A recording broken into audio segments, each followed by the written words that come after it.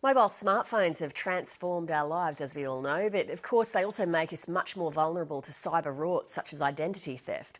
That's thought to cost the nation more than $2 billion a year. The latest scam's called porting. It's when a phone number's hijacked without the owner's knowledge, and then information inside the phone is used to gain access to online banking details. Like thousands of Australians each year, the ABC's Tracy Holmes recently fell victim. Tonight, she takes a look at how these criminals operate and what you can do to avoid being stung. Last week, somebody pretending to be me obtained my telephone number and potentially all of the personal information that goes with it. We posted a story on 730's Facebook page and the response from you was overwhelming.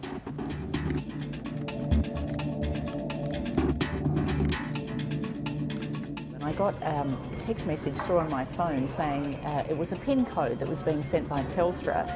I phoned Telstra and explained that I'd been sent this key when I hadn't requested one. They said, thank you, it looks like someone might be trying to access your account. About an hour later, I got another message. They said it looks like someone had tried 5 times to access my account. I just hung up the phone and I noticed that my phone went to SOS. So they said, yes, your phone's been transferred to another name, to another account, to another provider, in fact. So it was no longer with Telstra. They said there was nothing they could do. I had questions I needed answered. What had happened to my number in the period that they had it? What sort of personal information did they have access to? Given your response, I knew I wasn't alone. Hi, Deborah. Nice to meet you. Thanks so much for coming in. Meeting you as well. One of the people who contacted us was mother and business owner Debra Brody.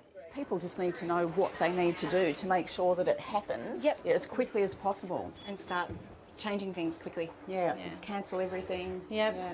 So, Deborah, just tell me, we put this story up on Facebook and you got in touch with us. Yes. What was your reaction when you saw it?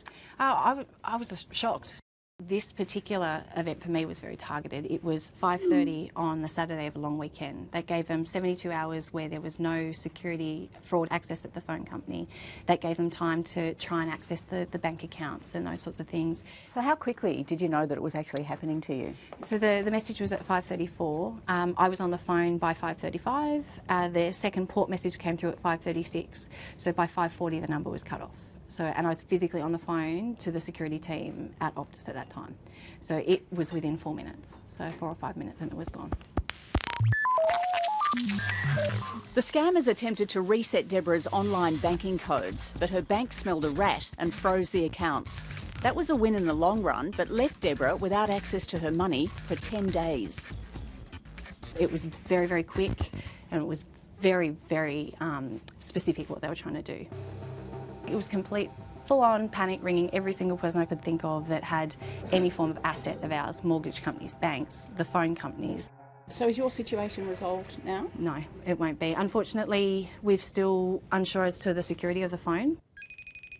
That feeling of ongoing uncertainty is something I can definitely relate to.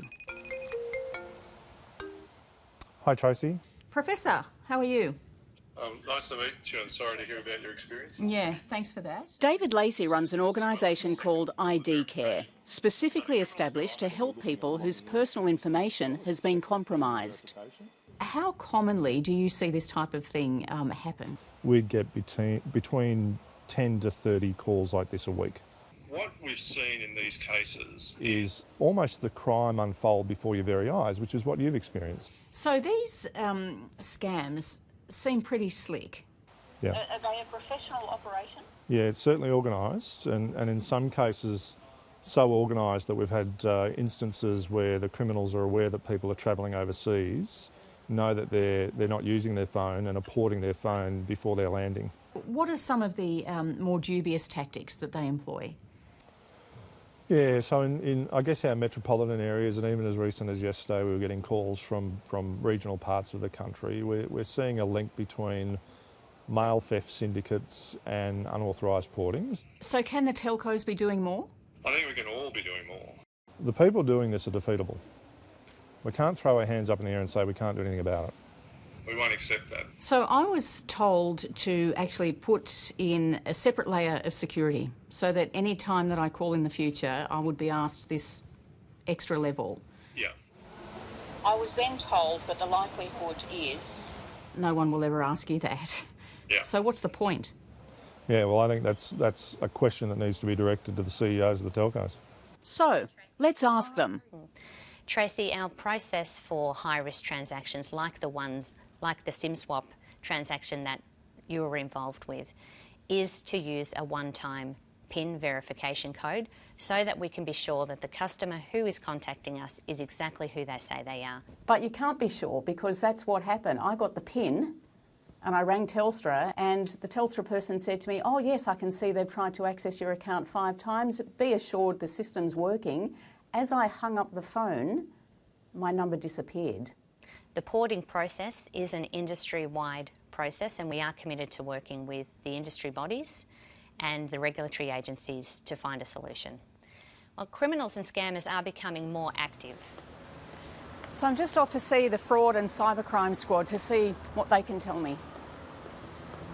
How do these people, these units work? Look, many of the individuals that we target here at the Fraud and Cybercrime Squad are involved in organised crime. That is their primary focus, that is their job. Strikeforce Tamarisk extended for approximately 12 months. We've made multiple arrests. And in that matter there was actually 45 victims that were the subject of a fraud, and approximately $1.5 million was obtained fraudulently by the criminals in that particular matter. I would strongly encourage anybody who's been a victim of whether it be mail theft or phone porting to come forward and notify the police. We can identify it, we can prosecute wherever we can, but more importantly we can refer them to those support services who can assist them to overcome some of the issues they may have in the future. If you were to give a checklist to people, what would you suggest? Well, I think people need to be very wary about the security of their identity documents. Not putting too much information online, clearing your mailbox, reducing your risks for mail theft, and making sure that understanding that your name, your date of birth, your address has real value to criminals. I've taken that advice, but I've also learned another thing. If it happens to you, don't bother with the telcos because let's face it, once your number's gone, there's not a lot they're going to do. Freeze your bank accounts, then contact the police.